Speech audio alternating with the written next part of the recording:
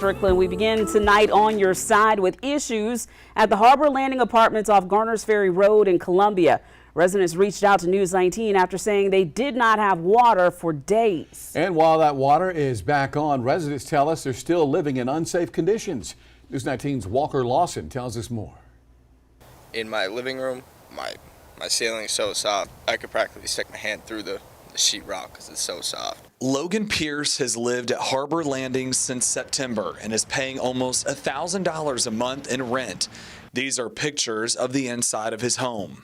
Right then and there, I found painted over mold in my lower bathroom. We started making calls yesterday to the city of Columbia when Kimberly Taylor and her neighbors told News 19 they'd been without water since Thanksgiving. On Monday night, we saw residents getting water from a hose to use in their toilets and sinks. The City of Columbia Water Department says they received a service request at 5:30 a.m. on Thursday, November 23rd, and that Columbia Water staff turned off the water meter that served apartments 149 to 164 at the fire department's request because the broken line had the potential to cause damage to the building. The city says the water line issue is the responsibility of the property owner.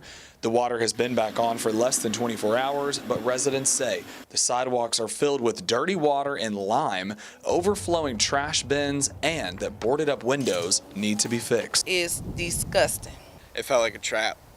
I felt like I got trapped in here. It's like the pictures that we were shown and the layouts of the home and whatnot were beautiful.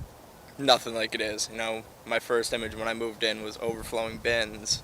I mean, trash blowing through the whole backyard. We went to the office and asked for an interview, and we were told no one was available. Sue Berkowitz, director and attorney for South Carolina Appleseed, says there are some things that you can do if you find yourself in a similar situation, but added, unfortunately, South Carolina doesn't have the strongest landlord-tenant laws.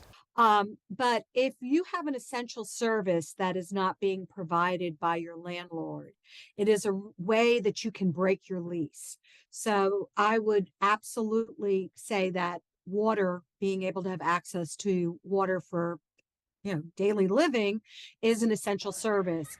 What you could do is provide a written notice to your landlord that if it is not fixed, and 14 days go by, you have the right to break your lease and move. But once again, I think that when you're talking about unsafe living conditions, not having water, garbage that's not being collected, first of all, to ascertain whether or not you're in the city limits or you're in the county limits, and then going to government, because at some point when you're talking about the upkeep of businesses and property, we know that those are the institutions, city government or county government is supposed to be keeping up with that. For the residents, they just want something to be done. I hope something gets done. I mean, it's not healthy for anyone. Walker Lawson, News 19, WLTX. Well, that property is owned by Or Living, based in New York. We called and emailed for a statement or interview, but so far we have not gotten a response.